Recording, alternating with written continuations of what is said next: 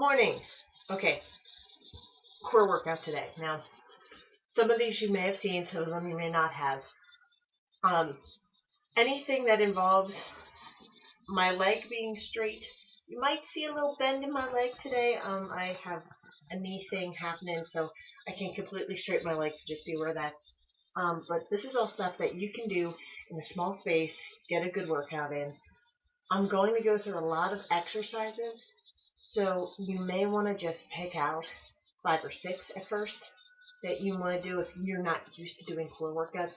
If you do a lot of core already, it's okay to incorporate more than that. I like to adjust workouts I already know about and add movements to get a better workout. So, okay, the first thing we're going to do is what I call the Pilates bounce because I'm not sure what it's actually called. So you want to make yourself into a V. Like I said, I can't straighten this leg, so if you can keep your legs straight and your body into a V, do it. Otherwise, if you can't do it, bend your knees here. You want to stick your arms out and bounce. 5, 6, 7. Try and do it for 20. That positioning with the V, if you can work up into here, keeping your core tight, you can then go to the side. And then also come up. Now, you're going to see me turning my head occasionally.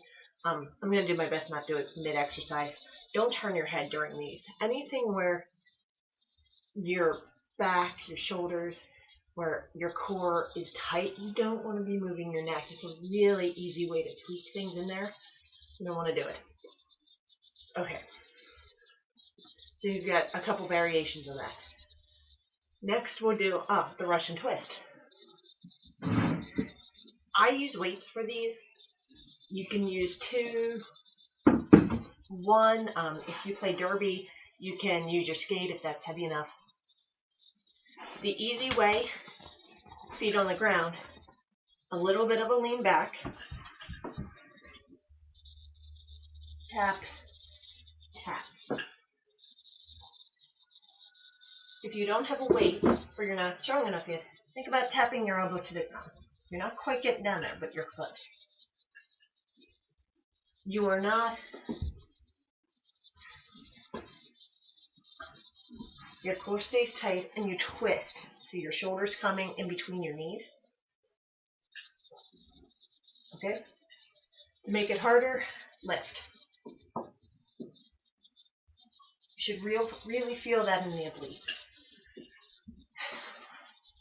Since we've got our weights out, we'll do the exercise that my boyfriend calls the skull crusher. And that doesn't really sound appealing. These are a great way to stretch your abs too. I like doing these on benches because you get more space. But you start here and you're just lowering back.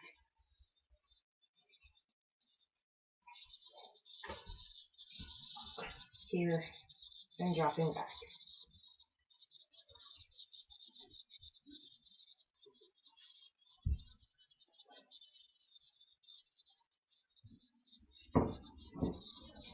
It's good if you can actually get a weight like this so that way you can bring it all the way back. Don't touch and up. This is one that you want it to be, you want that one to be slow and controlled. It gets a lot of different muscles in that one, so you can really take advantage of that. If you do it on a bench where you can drop the weight down, then you can actually have it hanging and go all the way down to your head without having to worry about busting your knuckles or having the weight hit. All right. Superman. We've all seen these. Or at least most of us have. My chair's in the way. I'm just slightly too tall for this. Never thought I'd be too tall for anything in my life.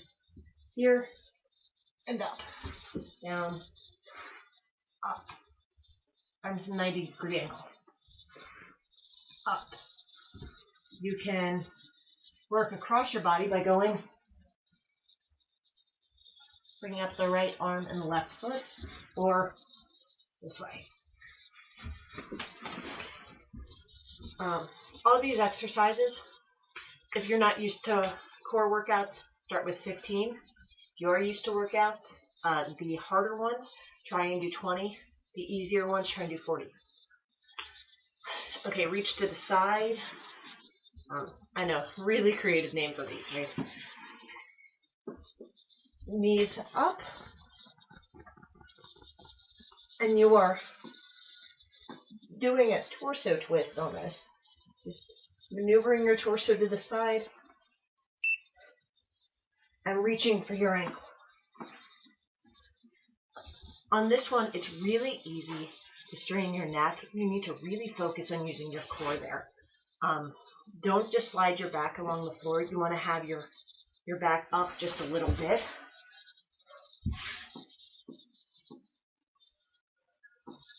And you have to focus on not putting pressure on your neck. It's really difficult, but I know you can do it. Reach for the ceiling. Again, great to have a medicine ball or a weight. You want to have 6 inches on your feet and just push up. Your hands should not be coming down or back. They should be directly over your face. It's another one where it's easy to strain your neck, so keep relaxed. Core tight all the time. You want to think about your core being hooked to your spine and it's being pulled backwards. Reach to your feet. Again, legs straight, toes flexed, and just crunch it. All here. To get your obliques,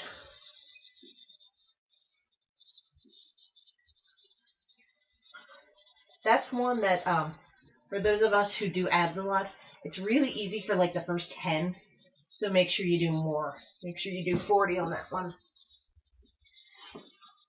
Leg drops. If you're in derby, you can do these with your skates on. If you have something on your feet like skates, you can do your hands underneath your hips to get the pelvic tilt going on. Or if your core is weak. To strengthen your core, hands to the side. Legs straight. Again, can't bend the knee, but legs straight. Slow and controlled. Down to 6 inches and back up. More of a challenge, throw your legs. Slowly stop and bring it back up. After you get really good at that, you can do things like twisting and up and twisting and up. Since we're on 6 inches, so with 6 inches, you just hold it. Again, even more of a challenge with your skates on. Once you're here, you can go out, scissors, circles, squares, go the other way.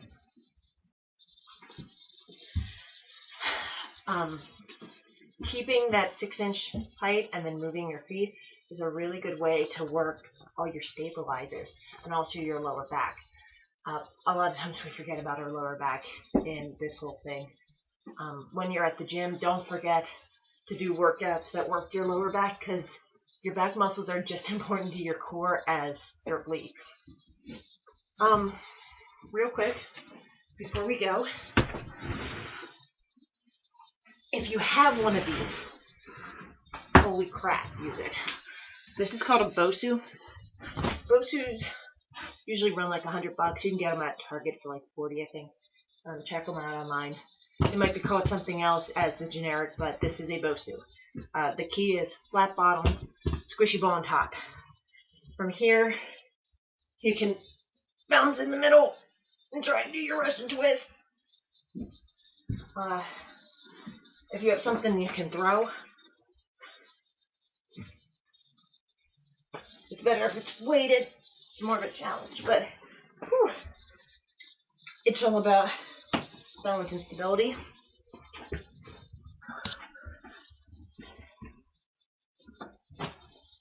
Foot in the middle. This is not only good for core, but also for ankle and knee strength and just balance. You can tell I don't use this thing as much as I should. Something that we haven't talked about, but for core, push-ups are really good.